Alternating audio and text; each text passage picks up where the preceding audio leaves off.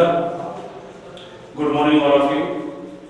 Hello student, मैं मंगलसूत्र आप सभी का आपके अपने यूट्यूब चैनल चाणक्य विद्यापीठ उच्च माध्यमिक विद्यालय पावी में आपका हार्दिक स्वागत करता हूं।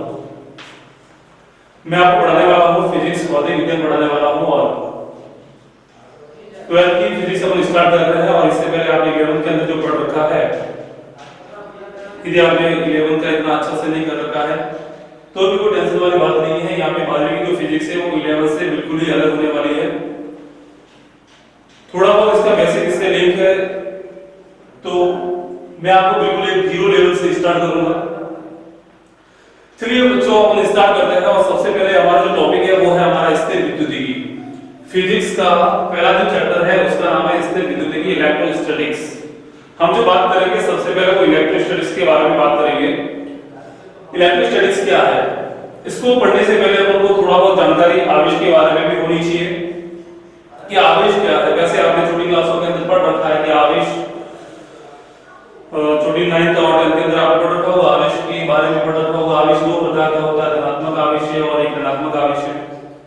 वैसे आपने स्ट्रक्चर देखी होगी परमाणु की, एक परमाणु होता है, उसके अंदर एक बीच में नाभिक होगा और उसके चारों ओर ऐसी कक्षाएं होती है। और परमाणु के अंदर ये जैसे आइसोलेटेड एटम है, इसके अंदर प्रोटॉन्स होते हैं और न्यूट्रॉन्स होते हैं और बाहर की जो कक्षाएं होती हैं उन कक्षाओं में इलेक्ट्रॉन जो होते हैं वो सर्कुलर पाथ पर मूव करते हैं।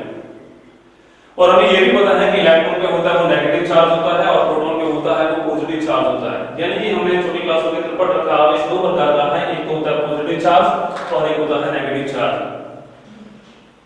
और हमें ये भी पता है कि समान प्रकृति के जो आवेश होंगे उनके बीच में प्रतिकर्षण होगा। जैसे आपके पास में धनात्मक और दूसरा भी धनात्मक आवेश है तो उनके बीच में प्रतिकर्षण होगा।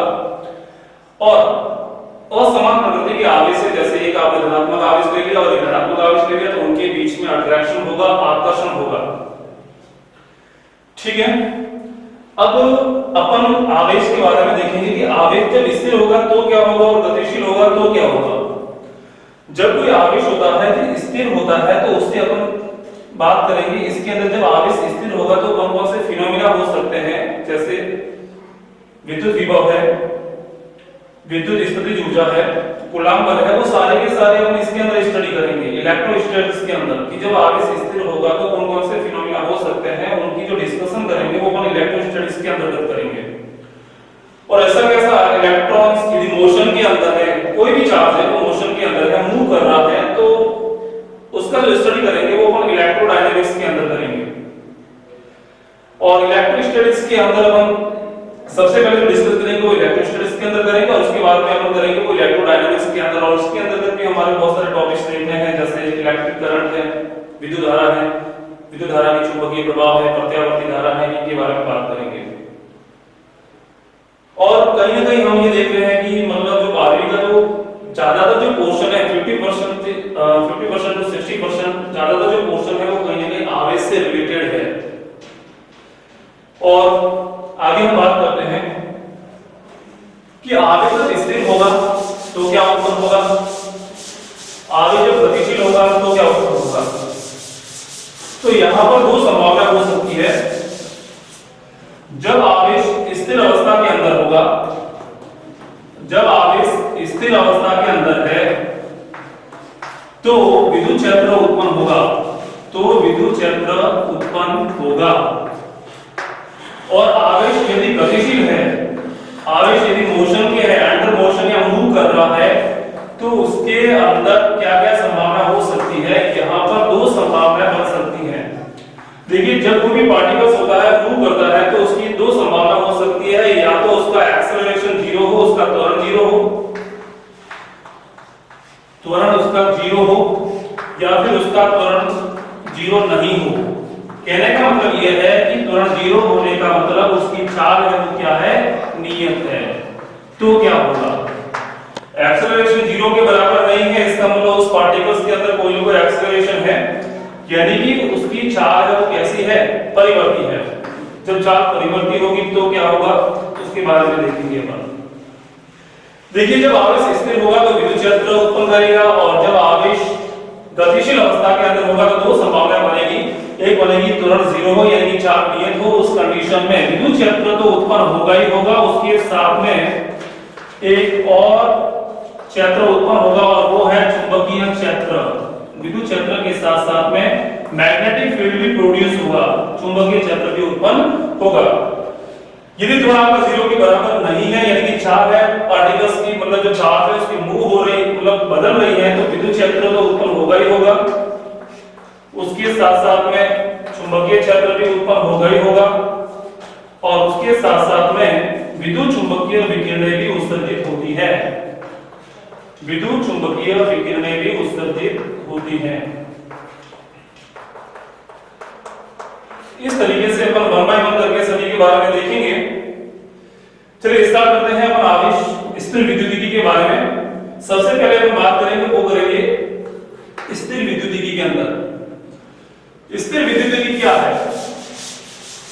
स्थिर विद्युतिकी भौतिक विज्ञान की वह शाखा है जिसके अंतर्गत जब आवेश स्थिर होता है तो कौन कौन सी घटनाएं होती है उनके बारे में बात करेंगे, उसे अपन बोलते हैं स्थिर विद्युतिकी। और स्थिर विद्युतिकी के अंदर हम पढ़ेंगे, एक तो पढ़ेंगे कूलाम बल, सबसे पहले बात करेंगे अपन कूलाम बल के बारे में, उसके बाद में बात करेंगे अपन विद्युत क्षेत्र के बारे में, इसके बाद में बात करेंगे अपन एक समान विद्युत क्षेत्र हो उसके अंदर किसी द्विध्रुव को रखा जाए तो उस पर बल आदमी इतना लगेगा, उसके बारे में बात करेंगे। तो कूलाम बल को पढ़ने से पहले हम थोड़ा बहुत आवेश के बारे में बेसिक देख लेते हैं कि आवेश कैसी राशि है। आवेश है वो एक अदिश राशि है, क्योंकि आवेश के लिए हमारे को डायरेक्शन की जरूरत नहीं होती है। चार्ज इज स्केलर क्वांटिटी, अदिश राशि है। चार्ज कैसी राशि है? अदिश राशि है। उसके बाद में बात करेंगे अपन आवेश की मात्रक कौन कौन से हैं। आवेश के मात्रक, आवेश के पहले मात्रक जो बात करेंगे वो अपन करेंगे एसआई पद्धति के अंदर। एसआई पद्धति में इसका मात्रक क्या है वो बात करेंगे अपन। एसआई पद्धति में मात्रक बनाने के लिए अपन को यदि फार्मूला पता है विद्युत धारा का तो अपन उसका मात्रक बना सकते हैं। विद्युत धारा का फार्मूला होता है, विद्युत धारा का जो फार्मूला होता है वो होता है आवेशों के प्रवाह की दर यानी कि आवेश बटा समय। और यहां से हम आवेश का फार्मूला लिख सकते हैं, आवेश इज इक्वल टू विद्युत धारा इनटू समय, विद्युत धारा इनटू समय। और विद्युत धारा का जो मात्रक होता है वो मात्रक होता है एम्पियर, और समय का जो मात्रक होता है वो मात्रक होता है सेकंड। तो यहां से जो चार्ज का मात्रक बनेगा वो मात्रक बनेगा एम्पियर इनटू सेकंड। तो यहां से हम इसका मात्रक लिख सकते हैं ampere into second, ampere into second. और इसी को ही एक मात्रक बना दिया गया, इसको अपन कूलाम करके भी लिख सकते हैं। कूलाम एक साइंटिस्ट का नाम है, उसके सम्मान के लिए हमने इसका नाम रख दिया एम्पियर इनटू सेकंड की जगह पर लिख सकते हैं कूलाम। यदि आपको सिंबल की बात करें तो अपन इसको एम्पियर इनटू सेकंड लिखेंगे और इसको लिखेंगे तो सिर्फ सी से लिखते हैं। ये दोनों ही इसके ऐसा ही मात्रक है। इसके बाद में हम बात करते हैं इसका सीजीएस मात्रक। सीजीएस मात्रक क्या है इसका? इसका जो सीजीएस मात्रक होता है वो होता है स्टेट कूलाम। इसका जो सीजीएस मात्रक है वो है स्टेट कूलाम। स्टेट कूलाम का सिंबल होगा वो होगा ESU करके लिखते हैं, इलेक्ट्रोस्टैटिक यूनिट। या फिर इसका एक और भी नाम है, साइंटिस्ट है फ्रैंकलिन, उनके सम्मान में इसका नाम रखा गया फ्रैंकलिन। तो इसका एक और मात्रक है, अपन स्टेट कूलाम भी लिख सकते हैं और इसकी जगह अपन फ्रैंकलिन भी लिख सकते हैं। यहाँ पर एक आपको एक विशेष बात ध्यान रखने वाली है, वो नोट करके मैं यहाँ पे लिख रहा हूँ और आपको ध्यान में रखना है। देखिए ये तो आपको ध्यान में रखना ही रखना है, एसआई पद्धति और सीजीएस पद्धति। इसके साथ साथ में आपको ये भी ध्यान रखना है कि आवेश का सबसे छोटा मात्रक कौन सा है और आवेश का सबसे बड़ा मात्रक कौन सा है, ये भी हमें ध्यान रखना है। आवेश का जो सबसे छोटा मात्रक होता है वो फ्रैंकलिन ही होता है। सबसे छोटा जो आवेश का मात्रक है, सबसे छोटा मात्रक वो है फ्रैंकलिन। कौन सा है? फ्रैंकलिन। और आवेश के सबसे बड़े मात्रक की बात करें तो आवेश का जो सबसे बड़ा मात्रक होता है वो है फैराडे। सबसे बड़ा मात्रक वो है फैराडे। फैराडे लिखोगे आप, फैराड होता है वो घंटा का मात्रक होता है, आप लिखोगे फैराडे। ठीक है, फैराडे को लिखते हैं अब हम F इस तरीके से लिखेंगे फैराडे। ठीक है, आप ये ध्यान रखोगे सबसे छोटा मात्रक फ्रैंकलिन, सबसे बड़ा मात्रक फैराडे। और ऐसा ही पद्धति में कूलाम लिख सकते हैं, सीरियस के अंदर अपन स्टेट कूलाम या फ्रैंकलिन भी लिख सकते हैं। आपको इनके बीच में रिलेशन भी पता होना चाहिए कि फ्रैंकलिन के अंदर कितने कूलाम होते हैं या फैराडे के अंदर कितने कूलाम होते हैं, तो आप इनका रिलेशन भी ध्यान में रख सकते हो। एक फैराडे के अंदर आपने केमिस्ट्री के अंदर विद्युत रसायन के अंतर्गत भी पढ़ा होगा, फैराडे आवेश का मात्रक होता है, और एक फैराडे के अंदर जो कूलाम होता है वो होता है 96,500 कूलाम। ये वैल्यू आपको याद रखनी है, बहुत ही इंपॉर्टेंट वैल्यू है, कई बार एग्जाम के अंदर पूछी गई है। इसके बारे में हम इसके बारे में बात करेंगे कि फ्रैंकलिन यानी कि स्टेट कूलाम और कूलाम के बीच में क्या रिलेशन है, तो ये भी हमारे को ध्यान रखना है। 1 कूलाम के अंदर जो स्टेट कूलाम होंगे वो होंगे 3 × 10⁹ स्टेट कूलाम होते हैं, या 3 × 10⁹ फ्रैंकलिन होते हैं। ये भी हमारे को वैल्यू दोनों याद रखनी है, बहुत ही बड़ी इंपॉर्टेंट वैल्यू है। ठीक है, इसके बाद में हम बात करते हैं आवेश की विमा के बारे में। आवेश की जो विमा होती है वो अपन फॉर्मूले के द्वारा भी ज्ञात कर सकते हैं, जैसे हमने यहाँ पे लिखा है एम्पीयर × सेकंड।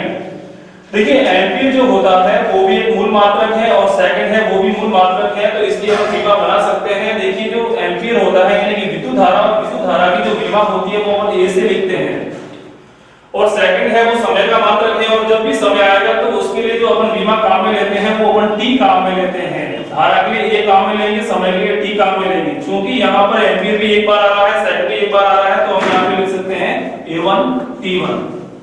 तो यहाँ से इसकी जो डायमेंशन बन जाएगी, इसकी जो विमा बनेगी वो विमा बनेगी A1 T1 बन जाएगी।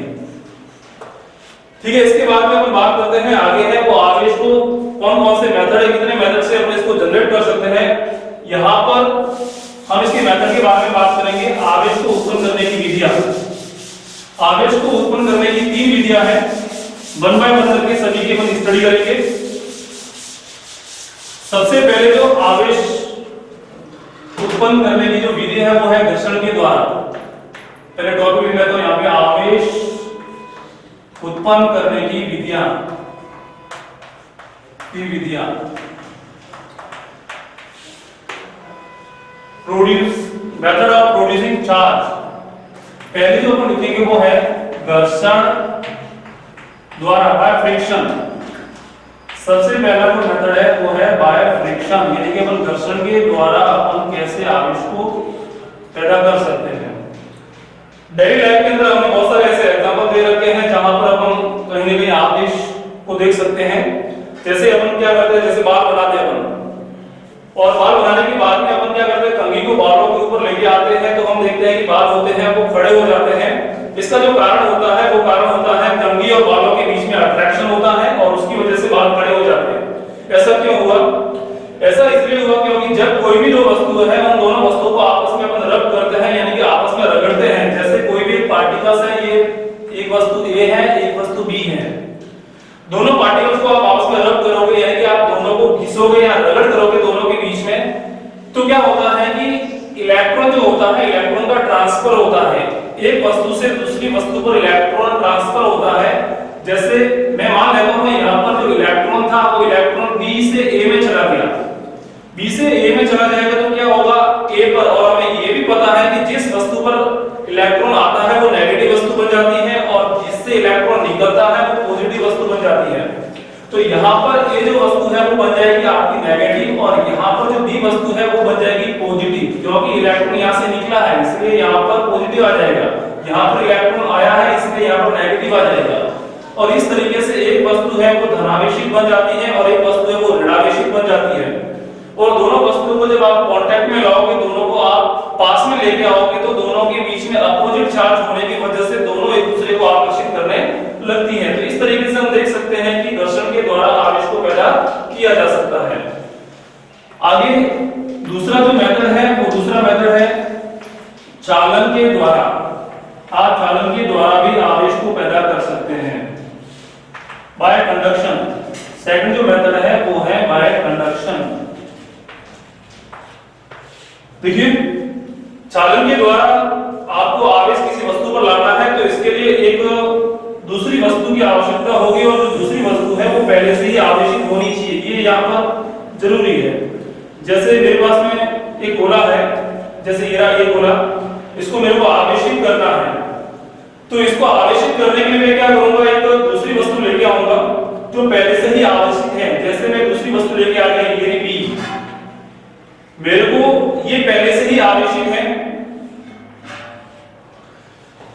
यहां पर जैसे मेरे को इस पर आवेश लाना है, तो मैं क्या करूंगा, एक दूसरी वस्तु है उस पर लेके आऊंगा, उस पर पहले से ही आवेश हो ऐसी वस्तु लेके आऊंगा। जब इस वस्तु को लेके आएंगे अपने पास में, इन दोनों को अपन एक किसी तार के द्वारा जोड़ देंगे, ये रहा तार, चालक तार है, इनके द्वारा जोड़ देंगे अपन दोनों को। दोनों को जोड़ने से क्या होगा कि देखिए यहाँ पर वस्तु पर आवेश है तो यहाँ का विभव ज्यादा होगा, और यहाँ पर आवेश है ही नहीं तो यहाँ का विभव 0 होगा। तो आवेश क्या होगा, हमेशा जिस तरीके से एक तापमान होता है उसकी भी एक प्रॉपर्टीज होती है कि हमेशा जो तापमान होता है वो उच्च ताप से निम्न ताप की ओर, ऊष्मा का जो प्रवाह होता है वो उच्च ताप से निम्न ताप की ओर होता है। इसी प्रकार जो पानी का प्रवाह होता है वो उच्च दाब से निम्न दाब की ओर होता है। तो इसी प्रकार जो आवेशों का प्रवाह, धनावेश, यहाँ पे ध्यान देना, धनावेश, धनावेशों का प्रवाह हमेशा उच्च विभव से निम्न विभव की ओर होता है। क्योंकि यहाँ पर विभव ज्यादा है, यहाँ पर विभव कम है, तो आवेशों का यहाँ पर धनावेश है, तो धनावेशों का प्रवाह इस बी वस्तु से ए वस्तु की ओर होने लगेगा, यानी कि आवेश है, धनावेश है, वो बी से ए की ओर जाने लगेगा। और ये कब तक जाता रहेगा, यह प्रवाह तब तक होता रहेगा जब तक कि दोनों का विभव बराबर ना हो जाए, दोनों का विभव बराबर ना हो जाए। जैसे जैसे इस पर ए पर आवेश आता जाएगा, इस पर आवेश बढ़ता जाएगा, इस पर आवेश कम होता जाएगा, यानी कि इसका विभव धीरे धीरे कम होता जाएगा और इसका विभव धीरे धीरे बढ़ता जाएगा। यानी कि बी वस्तु है उसका विभव ज्यादा है, ए वस्तु है उसका विभव 0 है।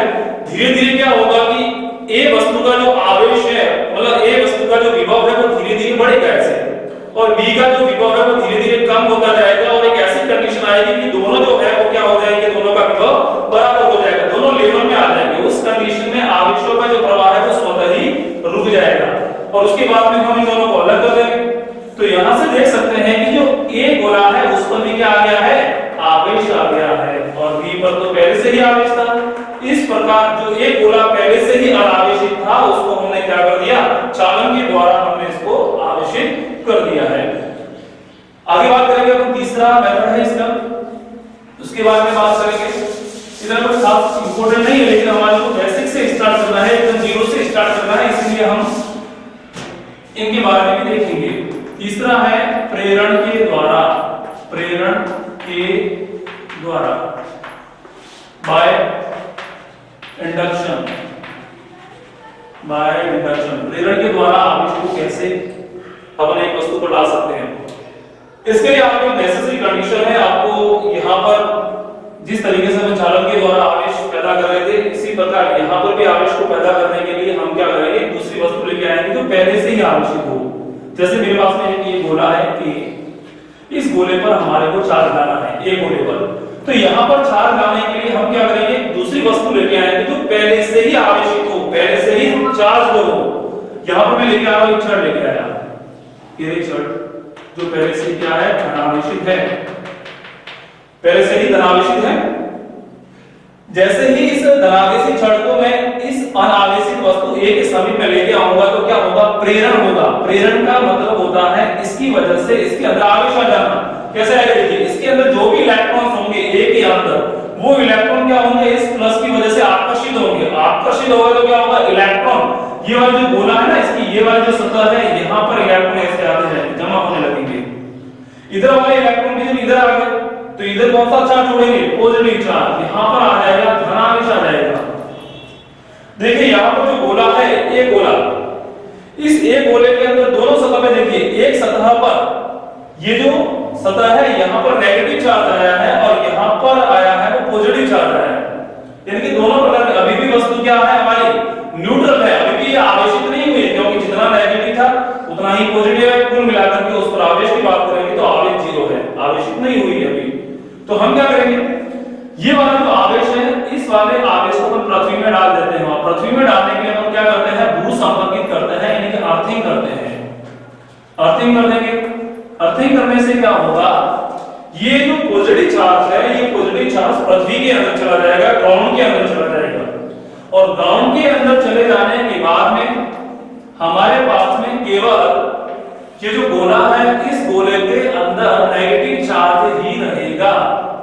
और यह नेगेटिव चार्ज इस वाली सतह पर रहेगा और इस वाली सतह पर नेगेटिव चार्ज तब तक रहेगा जब तक कि ये वाली जो छड़ है वो यहाँ पर मौजूद रहेगी, तब तक तो इस वाली सतह पर ही रहेगा नेगेटिव चार्ज। लेकिन जैसे ही आपने इस छड़ को यहाँ से हटा दिया, हटाने के बाद में क्या होगा, ये जो चार्ज है इस सतह पर क्यों आया, एक सतह पर क्यों आया है, इसकी वजह से आया है। लेकिन जैसे आप इसको हटा दोगे, वापस से ये जो अपनी जैसी कंडीशन थी पहले वाली, वैसे के वैसे इलेक्ट्रॉन वापस से अपनी जगह पे चले जाएंगे। और इलेक्ट्रॉन जब सभी जगह पर चले जाएंगे तो ये क्या हो गया है, अब देखिए ये जो एक गोला है, इस एक गोले पर क्या आ गया है, नेगेटिव चार्ज आ गया है। पहले जब लेके आए थे वहां पर कोई चार्ज नहीं था, लेकिन जैसे ही हमने एक छड़ को लेके आए, हमने दूसरी वाली सतह को भूसंपर्कित कर दिया, वापस से छड़ को हटा दिया, और जब हटाते हैं तो हम यहाँ पर देखते हैं कि यहाँ पर नेगेटिव चार्ज आ रहा है। यानी कि इस तरीके से जो एक गोला है वो आवेशित हो जाता है, यहाँ पर एक गोला आवेशित हो गया है। अब देखिए चालन के अंदर भी आवेशित हो रहा था गोला, और प्रेरण के द्वारा यहाँ पर भी हो रहा है। दोनों में फर्क क्या है, दोनों में फर्क यह है कि चालन के द्वारा जब अपन आवेश पैदा कर रहे थे तो वो आवेश अपने पास में जो लाई गई वस्तु होती है उस पर जैसा आवेश होता है वैसा ही आवेश उत्पन्न हो रहा था। लेकिन यहाँ पर समीप लाई गई वस्तु पर धनावेश था, लेकिन यहाँ पर जो आवेश उत्पन्न हो रहा है वो ऋणावेश उत्पन्न हो रहा है। यह आपको यहाँ पे ध्यान रखने वाली बात है कि यहाँ पर जो भी आवेश पैदा होगा अनावेशित वस्तु पर, यह आवेश समीप लाई गई वस्तु पर उपस्थित आवेश का विपरीत प्रकृति का होता है। ठीक है, इस तरीके से हमने तीनों के बारे में बात करी कि आवेश को कैसे कैसे हम पैदा कर सकते हैं। तीनों मेथड हमने देख लिए, रबिंग के द्वारा भी देख लिया हमने, यानी कि फ्रिक्शन के द्वारा भी देख लिया, कंडक्शन के द्वारा भी देख लिया, प्रेरण के द्वारा भी देख लिया। आगे जो हम बात करेंगे वो है आवेश की क्या क्या प्रॉपर्टीज हैं, आवेश के कौन कौन से गुणधर्म हैं उनके बारे में बात करेंगे। यहाँ पर there are 4 type of properties of charges. यहाँ पर 4 प्रॉपर्टीज है, उनके बारे में बात करेंगे और वन बाय वन करके। सबसे पहले अपन जो बात है, सबसे पहले जो प्रॉपर्टी है वो है आवेशों की योज्यता। आवेशों की योज्यता, देखो नाम में ही इसका आंसर है, आवेशों की योज्यता, यानी कि addition of charges, addition of charges, चार्जों का योग करना है, सिंपल सिंपल। जैसे कोई भी एक निकाय है और उस निकाय के अंदर बहुत सारे चार्जेस हैं, तो आपको करना क्या है, सभी आवेशों को जोड़ना है बस। देखिए जैसे ये कोई भी एक हमने सिस्टम ले लिया, निकाय ले लिया, और इस निकाय के अंदर बहुत सारे आवेश हैं। जैसे ये ले लिया हमने 10 कूलम, एक ले लिया 8 कूलम, एक ले लिया मैंने माइनस का 4 कूलम, एक ले लिया माइनस का 2 कूलम। देखिए यहां पर एक मैंने सिस्टम ले रखा है, एक है 10 कूलम का, एक है 8 कूलम का आवेश, एक है -4 का और एक है -2 का। अब किसी ने हमसे क्वेश्चन कर लिया कि ये जो निकाय दे रखा है इसका टोटल आवेश कितना होगा, तो टोटल आवेश को कैसे पता करेंगे। आपको सिंपल सा है कि आपको क्या करना है, सभी जितने भी आवेश इस निकाय के अंदर दे रखे हैं सभी आवेशों का बीजगणितीय योग करना है। ठीक है, बीजगणितीय योग का मतलब होता है सीधा सीधा सभी को जोड़ना है, बस प्लस वाला है तो प्लस साइन से जोड़ना है। ये ध्यान रखना, वैसा नहीं कि डायरेक्ट आपने जोड़ दिया। जैसे प्लस प्लस है तो प्लस प्लस लिखोगे, प्लस 8 है तो प्लस 8 लिखोगे, माइनस का 4 तो माइनस 4 लिखोगे, -2 है तो -2 लिखोगे। टोटल मिलाकर के आपने जब सभी को ऐड किया, सभी को टोटल किया तो जो आंसर मिलेगा वो मिलेगा 10 और 18, 18 में से 4 गया, 14 में से 2 गया, कितना हो जाएगा, 12 हो जाएगा। यानी कि हमारा जो टोटल आवेश आएगा इस सिस्टम का वो आ जाएगा Q = 12 कूलम। तो इस तरीके से ये प्रॉपर्टीज क्या कहती है कि किसी भी सिस्टम का जो कुल आवेश होता है वो सभी आवेशों के बीजगणितीय योग के बराबर होता है। सिंपल सिंपल प्रॉपर्टी है। दूसरी हम बात करते हैं, और दूसरी जो प्रॉपर्टी है वो है आवेशों का संरक्षण। आवेशों का संरक्षण, आवेशों का संरक्षण, conservation of charge, conservation of charge. ठीक है, देखो नाम में आंसर है आवेशों का संरक्षण, यानी कि आवेशों का संरक्षण से मतलब आवेश सुरक्षित रहता है। किसी भी विरहित निकाय का कुल आवेश हमेशा सुरक्षित रहेगा। कहने का मतलब यह है कि आवेश को न तो उत्पन्न किया जा सकता है और आवेश को नहीं नष्ट किया जा सकता है। आवेश को सिर्फ एक वस्तु से दूसरी वस्तु पर ट्रांसफर किया जा सकता है। ठीक है, आवेशों का संरक्षण का मतलब आवेश को न तो उत्पन्न कर सकते हैं, आवेश को नहीं नष्ट कर सकते हैं, आवेशों को केवल एक वस्तु से दूसरी वस्तु पर ट्रांसफर किया जा सकता है, यह आवेशों का संरक्षण है। ठीक है, तीसरी प्रॉपर्टी पर बात करते हैं हम तीसरी प्रॉपर्टी की बात करते हैं, और तीसरी जो प्रॉपर्टी है इसकी वो है आवेशों की निचरता। आवेशों की निचरता,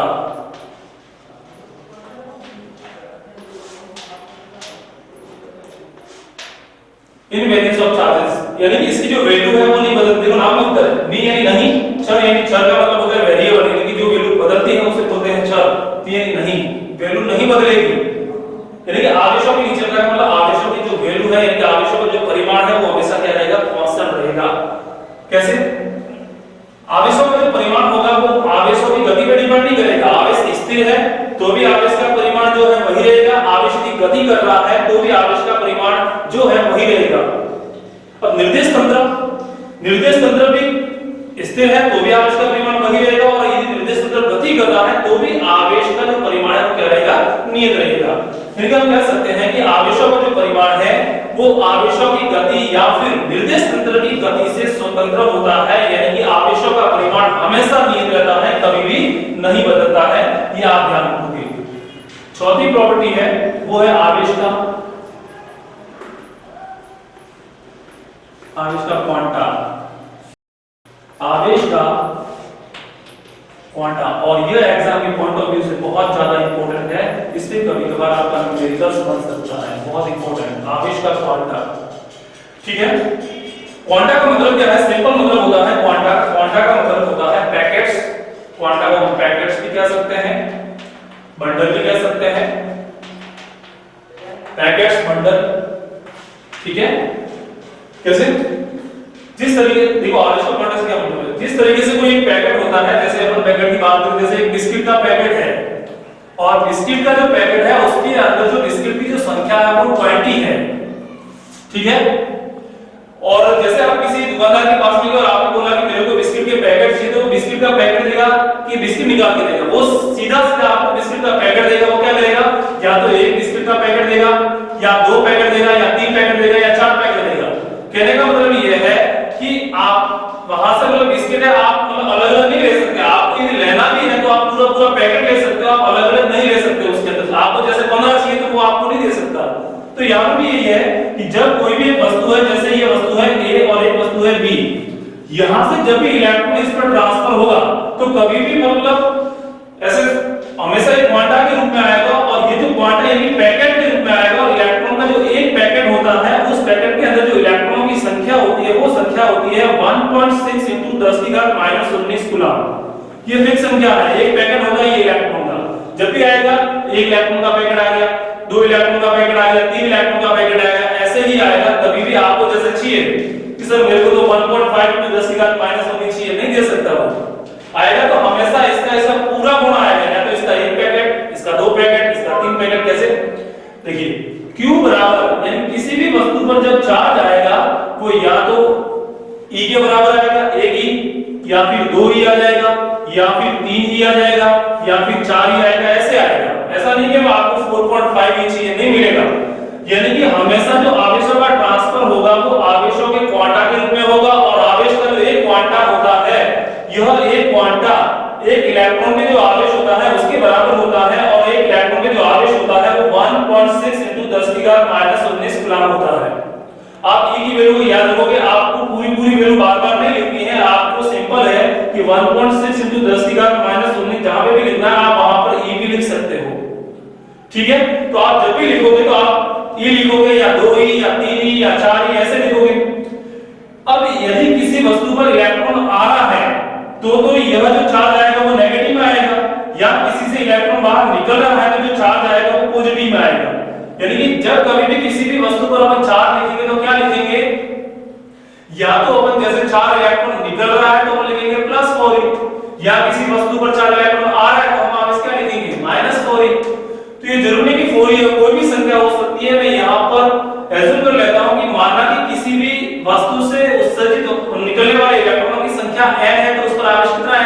ही आ जाएगा।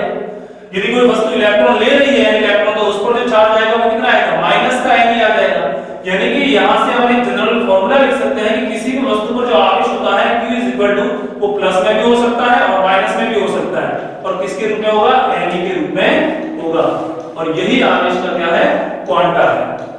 ठीक है, तो यहां से हमारे को फार्मूला मिला Q is equal two plus minus n E। E क्या है, यहां पर एक आवेश का क्वांटा है, आवेश का पैकेट है, और यह पैकेट की जो वैल्यू होती है वो वैल्यू ये होती है। और इसके बेस पे न्यूमेरिकल्स भी बनते हैं बहुत सारे, और इसके जैसे हम एक न्यूमेरिकल करते हैं,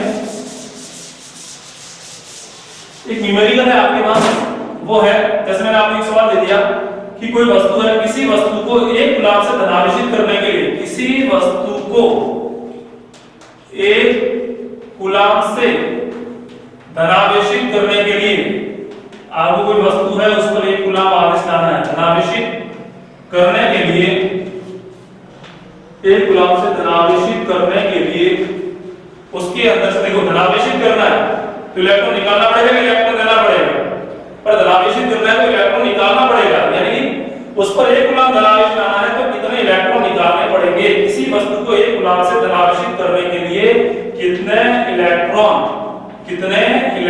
निष्कासित करने होंगे, कितने इलेक्ट्रॉन निष्कासित करने होंगे, आपको इलेक्ट्रॉनों की संख्या ज्ञात करनी है। ठीक है, चलो सॉल्यूशन करते हैं अपन। आपको कोई वस्तु है उस पर टोटल चार्ज दे दिया है, यानी कि आपको Q की वैल्यू दे रखी है, और आपको नंबर ज्ञात करना है कि इलेक्ट्रॉन कितना निकालना पड़ेगा। सिंपल सा फॉर्मूला है, Q is equal to n E। यहां से आपको नंबर निकालना है, कितने इलेक्ट्रॉन बाहर निकले, तो n ज्ञात करना है, तो n बराबर क्या बन जाएगा, Q अपॉन E। यहां पर Q की वैल्यू रख दो, क्या कितना दे रखा है, Q की वैल्यू 1 कूलम। आप जब भी वैल्यू रखोगे सिर्फ न्यूमेरिकल वैल्यू रखनी है, मात्रक नहीं रखना है। इलेक्ट्रॉन की वैल्यू कितनी होती है, इलेक्ट्रॉन की जो वैल्यू होती है वो होती है 1.6 × 10⁻⁻19 कूलम। तो इस वैल्यू को हमने रखा और इसको सॉल्व करते हैं, तो हमारे पास में जो आंसर मिलेगा हम इसको ऐसा भी लिख सकते हैं 100 × 10⁻70। कैसे, देखिए 10⁻−19 है, ऊपर जाएगा तो 10⁻+19 बनेगा। इसको मैं लिख सकता हूं दो टुकड़ों में 10⁻17 करके, और यहाँ पे 100 लिख सकता हूं, और यहाँ पे मैंने लिख दिया 1.6। इसको जब भी हम सॉल्व करेंगे तो आंसर जो मिलेगा वो मिलेगा हमारे को, इसका आपको भाग देना है इसके अंदर, तो इसका जो भाग जाएगा वो जाएगा, देखिए 100 के अंदर 1.6 का आपको डिवाइड करना है, तो 6 आ जाएगा यहाँ पे, उसके बाद में पीछे रहेगा 4, और 4 में 2 बार, उसके बाद में 62.5 × 10⁻17 ये नंबर ऑफ इलेक्ट्रॉन आ जाएगा। ठीक है, यहां से हमारे को इलेक्ट्रॉनों की जो संख्या मिली है वो इलेक्ट्रॉनों की संख्या मिली है 62.5 × 10⁻7 इलेक्ट्रॉन। इस तरीके से आप यहां पर इलेक्ट्रॉन की संख्या को ज्ञात कर सकते हैं। तो यह इलेक्ट्रॉन का आवेशों का क्वांटा। अब बड़े इंपॉर्टेंट एक टॉपिक स्टार्ट होने जा रहा है, और वो टॉपिक है विद्युत बल, या फिर उसे हम कह सकते हैं कूलम बल, क्योंकि सबसे पहले ये जो बल ज्ञात किया था वो कूलम ने ज्ञात किया था, और इसीलिए अपन इसे कूलम बल भी कहते हैं।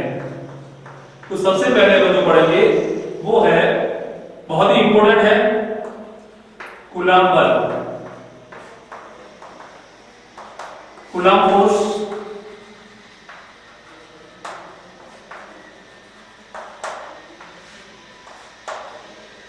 देखिए हमें ये तो पता है कि कोई भी जैसे दो धनावेशित है तो उनके बीच में प्रतिकर्षण होगा, या दो ऋणावेशित रहते हैं तो भी प्रतिकर्षण होगा, या फिर एक धनावेशित या एक ऋणावेशित रहते हैं तो उनके बीच में आकर्षण होगा। लेकिन कितना आकर्षण बल होगा या कितना प्रतिकर्षण बल होगा, उसकी न्यूमेरिकल जो वैल्यू है वो किसने ज्ञात की थी, कूलम ने ज्ञात की थी। देखिए तो कूलम के अनुसार ये वैल्यू कितनी होती है, ये प्रैक्टिकल वैल्यू है, प्रैक्टिकल करके ज्ञात की गई।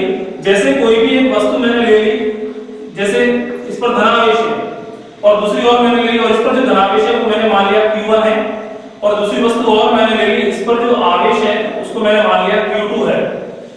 दोनों के बीच में जो डिस्टेंस है, इस डिस्टेंस को भी मैंने कंसीडर कर लिया, और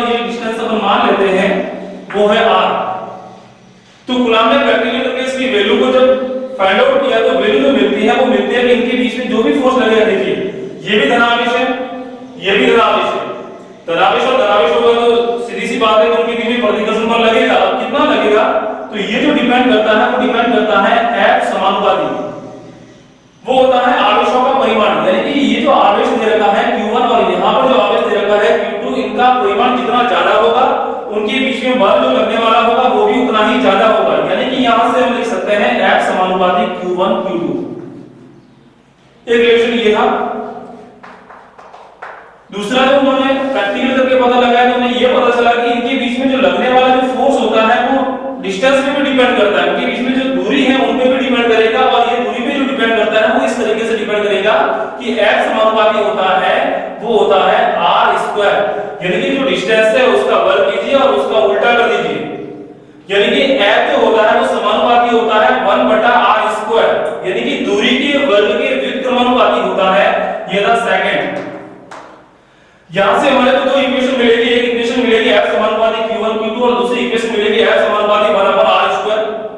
दोनों इक्वेशन को हम कंबाइन करते हैं तो यहां से हम लिख सकते हैं समीकरण 1 व 2 से, समीकरण 1 व 2 से हम लिखेंगे F समानुपाती Q1 Q2 अपॉन में r², और ये वाला है वो समानुपाती का चिन्ह है, इसको यहां से हटाएंगे तो एक कांस्टेंट मिलेगा, समानुपाती नियतांक मिलेगा, और उस समानुपाती नियतांक को हम कंसीडर कर लेते हैं, मान लिया कि ये k है, तो यहां से मिलेगा F k Q1 Q2 upon में r², और यही दो आवेशों के बीच में लगने वाले विद्युत बल यानी कि कूलम्ब बल का फॉर्मूला होता है। क्या फॉर्मूला आया निकल के F k Q1 Q2 upon में r²। जो भी आपका Q1 है वो यहाँ पे रख दोगे, Q2 की वैल्यू यहाँ पे रख दोगे, R की वैल्यू यहाँ पे रख दोगे, और ये जो K है वो यहाँ पर जो K है वो है समानुपाती नियतांक, क्योंकि जब भी समानुपाती को हटाएंगे तो एक समानुपाती कांस्टेंट मिलेगा, और यहाँ पे ये जो समानुपाती नियतांक होता है ये डिपेंड करता है माध्यम पे कि ये जो दोनों आवेश है वो कौन से माध्यम में रखे गए हैं। हो सकता है दोनों आवेश वायु के अंदर हो या निर्वात के अंदर हो सकता है दोनों आवेश किसी पानी के अंदर हो, तो ये डिपेंड करेगा जो K की वैल्यू होगी वो डिपेंड करेगी कि आपका माध्यम कौन सा है, इसके बारे में हम बाद में बात करेंगे।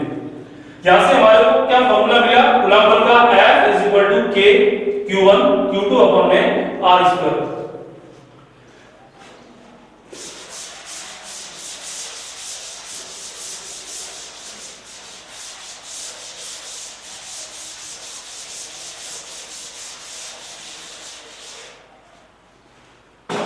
ठीक है, यहां से एक फॉर्मूला मिला हमारे को F k Q1 Q2 upon में r²। यहां से हम ये जो k है इसके बारे में बात करते हैं। k की जो वैल्यू होगी निर्वात के अगर हम बात करें, यदि निर्वात आपने माध्यम निर्वात ले रखा है तो इसकी जो k की वैल्यू होती है वो होती है 9 × 10 की पावर 9, 9 × 10 की पावर 9। और मात्रक की बात करें तो आप मात्रक भी लिख सकते हो पीछे, और अन्य माध्यम की बात करें तो k की जो वैल्यू होगी वो अन्य माध्यम में अलग अलग होगी। ठीक है, वो हम बाद में देखेंगे। ये कहां से आता है, इसका k का एक फॉर्मूला होता है 1/4 pi epsilon not, 1/4 pi epsilon not. यहां पर एप्सिलॉन नॉट जो है ये होता है निर्वात की विद्युतशीलता, निर्वात की विद्युतशीलता। एप्सिलॉन नॉट निर्वात की विद्युतशीलता है, और एप्सिलॉन नॉट की जो वैल्यू होती है वो होती है 8.85 × 10 की पावर -12 कूलम्ब स्क्वायर अपॉन में न्यूटन स्क्वायर। एप्सिलॉन नॉट की वैल्यू यहां पे रख दो, 4 और 5 की वैल्यू यहां पे रख दो, इसको सॉल्व करते तो आंसर जो मिलता है वो 9 × 10 की पावर 9 न्यूटन स्क्वायर पर कूलम्ब स्क्वायर मिलता है।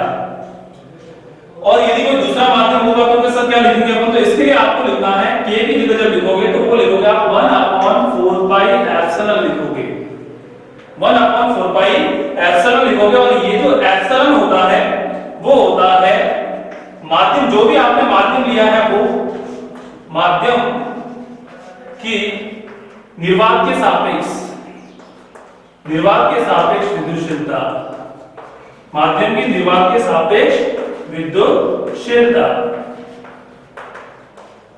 अलग अलग माध्यम के लिए इसका मान भी अलग अलग होगा। तो इस तरीके से हम देख सकते हैं दो फॉर्मूले यहाँ पर बनाएंगे अपन। निर्वात के लिए खुला बल का फॉर्मूला अलग से लिख देंगे और माध्यम के लिए निर्वात खुला बल का फॉर्मूला को अलग लिख देंगे। तो यहाँ से हमारे पास में दो फॉर्मूले मिलेंगे खुला बल के। वो दो फॉर्मूले हैं, एक तो है निर्वात के लिए खुला बल, तो वो फॉर्मूला बनेगा F is equal to 1 upon 4 pi epsilon naught। K की जगह लिख दो 1 upon 4 pi epsilon naught और Q1 Q2 है उसको ऐसे भी जैसा का ऐसा लिख दो। तो यहाँ से फॉर्मूला बन गया निर्वात के लिए और हम चाहे तो इसको ऐसे F नॉट करके भी लिख सकते हैं। इससे हमारे को पता चल जाएगा कि हम निर्वात के अंदर खुला बल की बात कर रहे हैं। अन्य माध्यम के लिए हम लिखेंगे तो लिखेंगे अन्य माध्यम के लिए खुला बल। तो फॉर्मूला हम लिख सकते हैं F नॉट की जगह लिख दो मीडियम यानी माध्यम, तो यहाँ पे लिख दिया मैंने हम, यहाँ पे लिखेंगे Q1 Q2 और इसकी जगह क्या लिख देंगे 1 upon 4 pi epsilon, 1 upon 4 pi epsilon r square. तो यहाँ से दो फॉर्मूले बनेंगे हमारे पास, ठीक है। निर्वात के लिए फॉर्मूला ये बन जाएगा और माध्यम के लिए जो फॉर्मूला बनेगा वो ये वाला बन जाएगा। यहाँ पर ये जो एप्सिलॉन नॉट होता है या जो एप्सिलॉन होता है इसकी कभी-कभार आपको मात्रक भी पूछ लिया जाता है, इसकी विमा भी पूछ ली जाती है। तो इसके हम मात्रक और विमा को भी देख लेते हैं। ये जो निर्वात की विद्युतशीलता दे रखी है या माध्यम की दे रखी है, इसका यदि आपको मात्रक निकालना है तो मात्रक इस फॉर्मूले के द्वारा भी निकाल सकते हैं। एप्सिलॉन या फिर एप्सिलॉन नॉट का मात्रक दोनों एक ही चीज है, बस ये निर्वात का अपना खुद का है विद्युतशीलता और ये निर्वात की खुद की विद्युतशीलता है और ये वाले किसी माध्यम की इसके सापेक्ष विद्युतशीलता है, दोनों एक ही राशि। एप्सिलॉन या एप्सिलॉन नॉट का हम मात्रक की बात करेंगे तो इसका मात्रक कैसे निकालेंगे देखिए। यहां से निकाल सकते हैं हम एप्सिलॉन नॉट यहां पर नीचे है, आप r स्क्वायर को इधर भेज दीजिए तो कैसे बनेगा मात्रक देखिए। एप्सिलॉन नॉट का फार्मूला क्या बनेगा Q1 Q2 अपॉन में एप्सिलॉन नॉट को इधर भेज दीजिए, 4 pi नीचे आ जाएगा, f नॉट नीचे आ जाएगा, यहां से बना सकते हैं। इसका मतलब होगा कूलम, इसका भी होगा कूलम, तो कूलम स्क्वायर बन जाएगा। इसका कोई मात्रक होगा नहीं, संख्या का कोई मात्रक नहीं होता, इसका कोई मात्रक होगा नहीं, इसका मात्रक न्यूटन होगा, इसका मात्रक मीटर स्क्वायर होगा। तो यहां से जो मात्रक बनेगा वो मात्रक बनेगा कूलम स्क्वायर पर न्यूटन मीटर स्क्वायर, तो इसका मात्रक है। इसकी विमा भी आप लिख सकते हो, आपको पूछा जाएगा एप्सिलॉन नॉट की विमा क्या होगी, तो विमा कैसे ज्ञात करेंगे। देखिए ऊपर क्या है आवेश है और आवेश की जो विमा होती है वो कितनी होती है। पहले भी मैंने ये टॉपिक स्टार्ट करने से पहले मैंने आपको आवेश की विमा बताई थी और आवेश की जो विमा थी वो थी A1 T1। क्योंकि यहाँ पे स्क्वायर है तो यहाँ पर भी स्क्वायर बन जाएगा, तो आवेश की विमा ऊपर हो जाएगी A2 T2। नीचे यहाँ पर न्यूटन दे रखा है और न्यूटन क्या है बल है, बल का मात्रक है और बल की जो विमा होती है वो होती है M1 L1 T-2 और यहाँ पर हमारे को डिस्टेंस दे रखी है और डिस्टेंस की जो विमा होगी वो होगी L2। स्क्वायर दे रखा है तो L2 बन जाएगी और यहाँ से हम इसको सॉल्व करेंगे तो इसकी जो डायमेंशन बनेगी वो डायमेंशन बनेगी। देखिए M1 नीचे है ऊपर लेके जाएंगे तो M-1 बन जाएगा, L1 दे रखा है L2 दे रखा है ऊपर लेके जाएंगे तो L की घात -3 बन जाएगा और यहाँ पर T की A2 है तो A2 ही रहने देंगे इसको, T की घात -2 ऊपर जाएगा तो पहले से 2 था, ये वाला 2 इसके साथ में जुड़ जाएगा तो बन जाएगा T की घात 4 और इस तरीके से यह एप्सिलॉन या एप्सिलॉन नॉट की हमारे को विद्युतशीलता की विमा प्राप्त हो जाएगी। मात्रक भी मिल गया, इसकी विमा भी मिल गई। अब यहां से देखिए कूलम बल ने जो फॉर्मूला दिया था, इस फॉर्मूले के द्वारा हम केवल और केवल दो आवेशों के बीच में लगने वाले बल को ही ज्ञात कर सकते हैं। उसकी डायरेक्शन कैसे पता करेंगे, इसके लिए हमारे को क्या है सदिश निरूपण भी पढ़ना पड़ेगा। वेक्टर रिप्रेजेंटेशन ऑफ कूलम बल हमारे को जो दे रखा है कूलम का बल, उसका सदिश निरूपण भी पढ़ना पड़ेगा डायरेक्शन को देखने के लिए कि दोनों के बीच में जो भी बल लगेगा वो बल कौन से डायरेक्शन में लगेगा। एक बात मैं आपको यहाँ पर बता देता हूँ कि दोनों आवेशों के बीच में जो लगने वाला बल होगा वो बल दोनों आवेशों को मिलाने वाली रेखा के अनुदिश कार्य करता है, आपको ध्यान रखना है। कैसे करेगा अनुदिश वो हम देखेंगे इस टॉपिक के अंतर्गत, लेकिन आपको ध्यान रखना है दो आवेशों के बीच में लगने वाला जो बल है वो दोनों आवेशों को मिलाने वाली रेखा के अनुदिश लगता है। दोनों आवेशों को मिलाने वाली रेखा के अनुदिश कैसे, देखिए एक आवेश दे दिया आपको Q2, दोनों आवेशों को मिलाने वाली रेखा कौन सी? ये दोनों आवेशों को मिलाने वाली रेखा। इन दोनों आवेशों को मिलाने वाली रेखा के अनुदिश कैसे? या तो अंदर भी लग सकता है या फिर बाहर की साइड भी लग सकता है। देखिए अंदर कैसे, जैसे ये Q1 है, यदि ऐसे बल लग रहा है इस आवेश पर तो हम बोलेंगे अंदर की ओर लग रहा है। इस आवेश पर बल यदि बाहर की ओर ऐसे लग रहा है तो हम बोलेंगे बल है वो बाहर की ओर लग रहा है। यानी कि एक बात ध्यान रखनी है आपको कि दोनों आवेशों को मिलाने वाली रेखा का अनुदिश या तो अंदर की ओर लगेगा या फिर बाहर की ओर लगेगा, ये भी ध्यान रखना आपको। और आप क्या क्या ध्यान रख सकते हो गुलाम बल के अंतर्गत? एक तो आपको ये पता चल गया कि ये आवेशों के बीच में, मतलब इनके बीच में लगने वाला जो बल है दोनों आवेशों को मिलाने वाली रेखा के अनुदिश लगेगा। दूसरा, यह बल केंद्रीय प्रवृत्ति का होता है। तीसरा आप याद रखोगे, यह बल जो होता है संरक्षी बल होता है। कैसा होता है? संरक्षी बल। एक तो याद रखोगे केंद्रीय प्रवृत्ति का, एक याद रखोगे संरक्षी बल। संरक्षी बल का मतलब होता है वे बल जिनके अंतर्गत किया गया कार्य पथ पर डिपेंड नहीं करता है, उन्हें हम संरक्षी बल कहते हैं। ठीक है, तो ये आप ध्यान रख सकते हो 3 पॉइंट इसके अंतर्गत।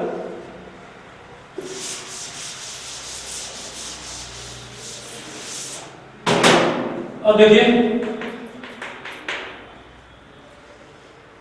सदिश निरूपण पढ़ेंगे अपन। कूलॉम बल का सदिश vector representation of charge. Coulomb बल, सॉरी बोल लिख दिया यहाँ पे, कूलॉम बल का सदिश निरूपण। देख किसी का भी सदिश निरूपण करने के लिए सदिश का मतलब डायरेक्शन को भी देखना है और इसके लिए हमारे को निर्देश तंत्र, क्योंकि किसी की भी डायरेक्शन देखने के लिए निर्देश तंत्र की तो आवश्यकता पड़ेगी। बिना निर्देश तंत्र के हम उसके डायरेक्शन की बात नहीं कर सकते। तो देखिए यहां पर हम एक निर्देश तंत्र मान लेते हैं।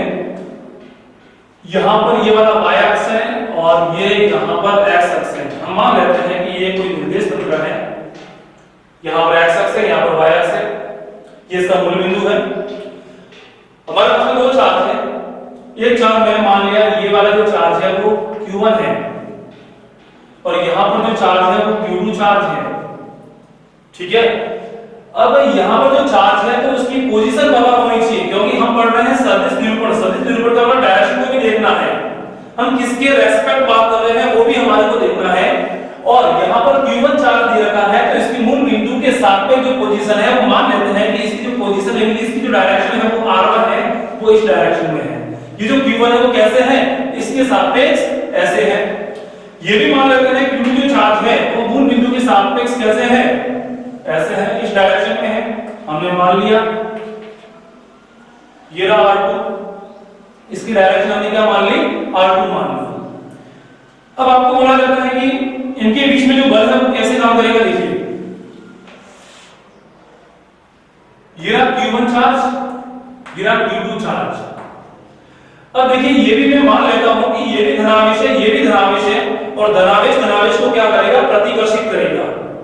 जैसे ये भी धनावेश है तो इस धनावेश को क्या करेगा? प्रतिकर्षित करेगा, मतलब इसको दूर भेजेगा। दूर भेजने का मतलब ऐसे धकेलेगा ना, इसको ऐसे धकेलेगा कि भाई इधर जा।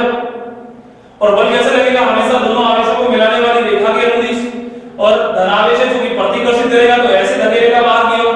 यानी कि यहां पर जो डायग्राम बनेगा आपको, देखिए ये रहा r1 की डायरेक्शन, ये भी r2 की डायरेक्शन, ये मूल बिंदु है और इस पर जो फोर्स लग रहा है उसकी डायरेक्शन क्या है? उसकी डायरेक्शन ऐसे है। यानी कि यहां पर हमारे को डायरेक्शन भी पता चल गया कि इसकी डायरेक्शन है वो ऐसे है। हम ग्राफिकली देख रहे हैं, यहां पे हम डायग्राम के द्वारा देख रहे हैं कि इस पर जो फोर्स लग रहा है वो इस डायरेक्शन में लग रहा है। लेकिन मैथमेटिकली कैसे लिखेंगे इसको समझते हैं। मान लेते हैं थोड़ी देर के लिए ये जो है वो r वेक्टर है। कौन सा वेक्टर है? r vector. और 11th क्लास के अंदर हमने पढ़ रखा है सदिशों के योग के लिए त्रिभुज नियम पढ़ा हुआ है हमने, और यही नियम यहां पर हम लगाते हैं। और वहां पे आपने पढ़ा होगा कि यदि कोई भी दो सदिशों को किसी त्रिभुज की दो क्रमागत भुजाओं के द्वारा निरूपित किया जाए तो त्रिभुज को बंद करने वाली तीसरी भुजा उन दोनों सदिशों के योग के बराबर होती है। तो यहां पर देखिए दो क्रमागत कौन से सदिश है? एक तो r2, देखिए ये रहा, इसकी ये पूंछ, मतलब ये वाला जो सिर है और ये पूंछ है, ये वाला सिर इसकी पूंछ से कनेक्ट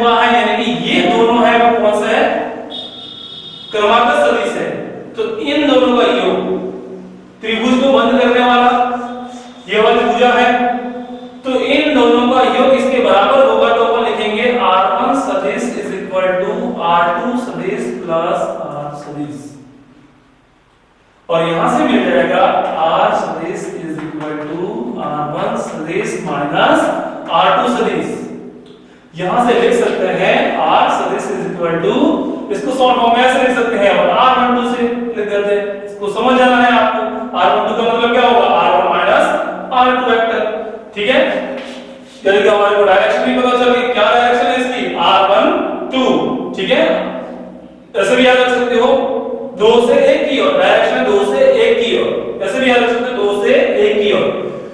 तो इसका देखिए डायरेक्शन आ गई, इसकी वैल्यू कैसे लिखेंगे अपन, कूलम्ब बल हमारे को पता है, वैल्यू कैसे लिखेंगे अपन, F इज इक्वल टू निर्वात के अंदर लिखेंगे तो लिखेंगे K, कितना है परिमाण Q1, इसका परिमाण Q2, दोनों के बीच में डिस्टेंस है, उस डिस्टेंस को लिखना है और उस डिस्टेंस को हमने पता कर लिया है और वो ये रहा r वेक्टर।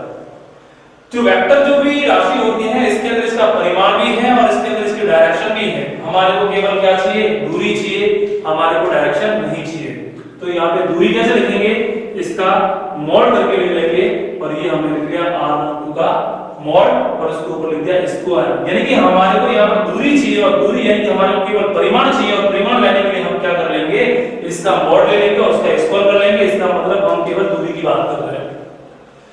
इस फॉर्मूले के द्वारा केवल और केवल हमारे को वैल्यू पता चलेगी कि इस पर जो भी फोर्स आएगा उसकी केवल वैल्यू पता चलेगी, डायरेक्शन पता नहीं चलेगी।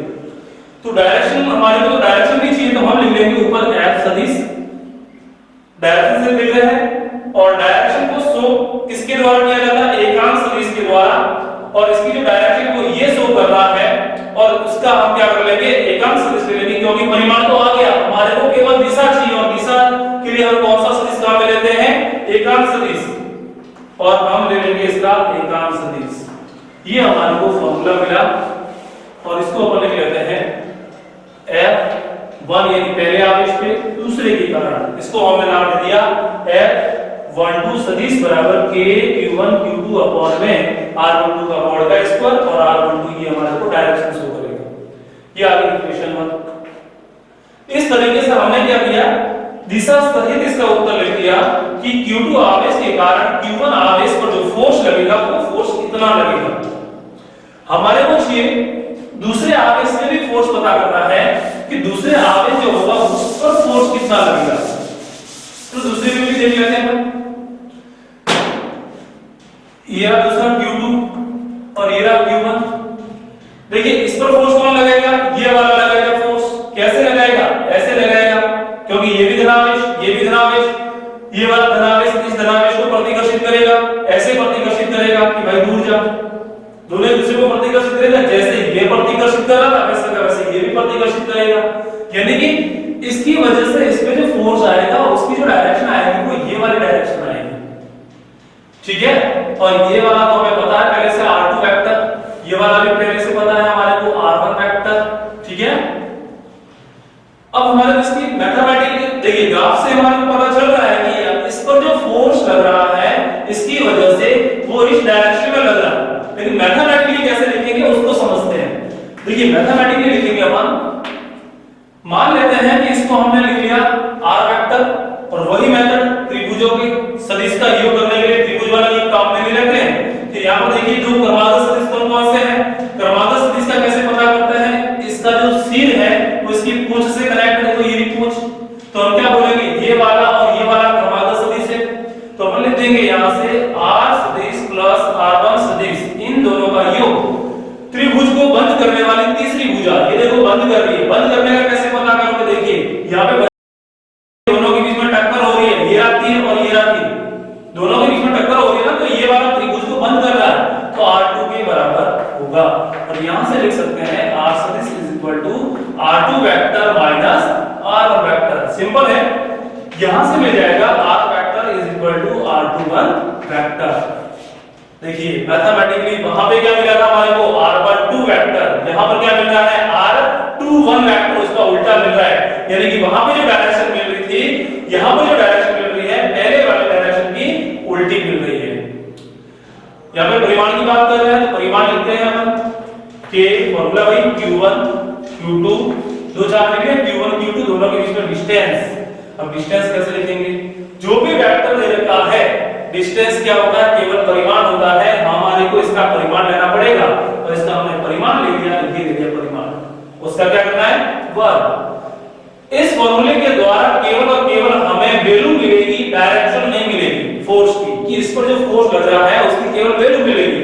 तो डायरेक्शन निकालने के लिए हम क्या कर लेंगे, इसके ऊपर सदिश लिख लेंगे और मैं ये जो फोर्स ज्ञात कर रहा हूं वो इसमें ज्ञात कर रहा हूं, इसमें लिखूंगा F2। कौन लगा रहा है, 1 लगा रहा है, ऊपर लिखेंगे F21।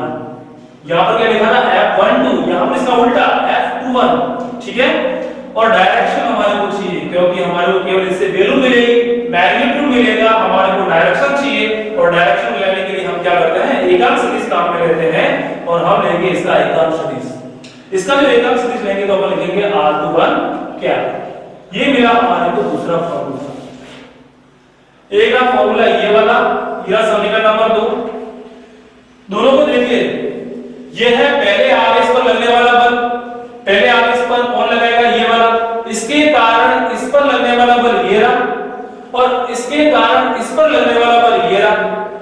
दोनों पर हमारे को आगे, और देखिए F12 और F21 में डिफरेंस क्या है, सिर्फ यहां पे डिफरेंस है। और हम यदि इसको उल्टा कर दे, इसको हम उल्टा कर सकते हैं, सदिशों के अंदर हमने पढ़ रखा है, तो जब भी इसको उल्टा लिखेंगे यानी कि डायरेक्शन को बदल रहे हैं, उल्टा लिखने का मतलब डायरेक्शन को उल्टा कर रहे हैं, तो हम लिखेंगे इसको F21 इक्वल टू आगे माइनस लिखना पड़ेगा K Q1 Q2 अपॉन में R।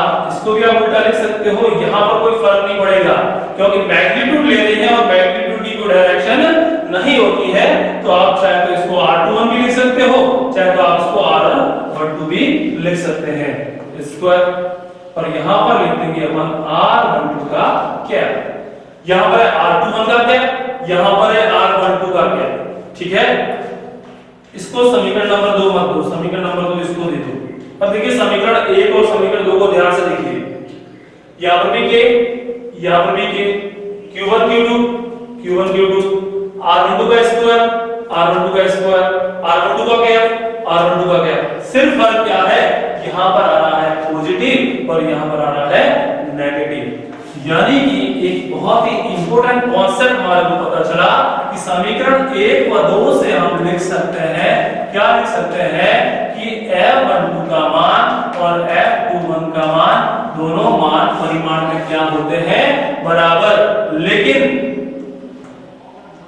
एक क्या दिशा से लिखेंगे तो एक में पॉजिटिव लिखेंगे और एक में नेगेटिव लिखेंगे, यानी कि दोनों की वैल्यू तो बराबर है लेकिन साइन का सिर्फ फर्क आ रहा है, एक है प्लस और एक है माइनस। इसका मतलब ये हुआ कि एक होता है, मतलब दोनों आवेशों पर एक दूसरे की वजह से जो लगने वाला बल होता है, फोर्स होता है, वो परिमाण में समान होता है और दिशा में विपरीत होता है, ठीक है। तो यहां से हम कह सकते हैं कि इंपॉर्टेंट कॉन्सेप्ट निकल के आया क्या कि, और आपने 11th क्लास के अंदर न्यूटन की गति का तीसरा नियम पढ़ रखा है और तीसरा नियम है कि एक वस्तु के कारण दूसरी वस्तु पर लगने वाला बल और दूसरी वस्तु के कारण पहली वस्तु पर लगने वाला बल होता है, वो परिमाण में समान या दिशा में विपरीत होता है। तो यहाँ पर हम कह सकते हैं कि ये जो कूलम्ब बल है वो न्यूटन की गति के तीसरे नियम का पालन करता है। तो ये आप यहाँ पे ध्यान रखोगे कि कूलम्ब बल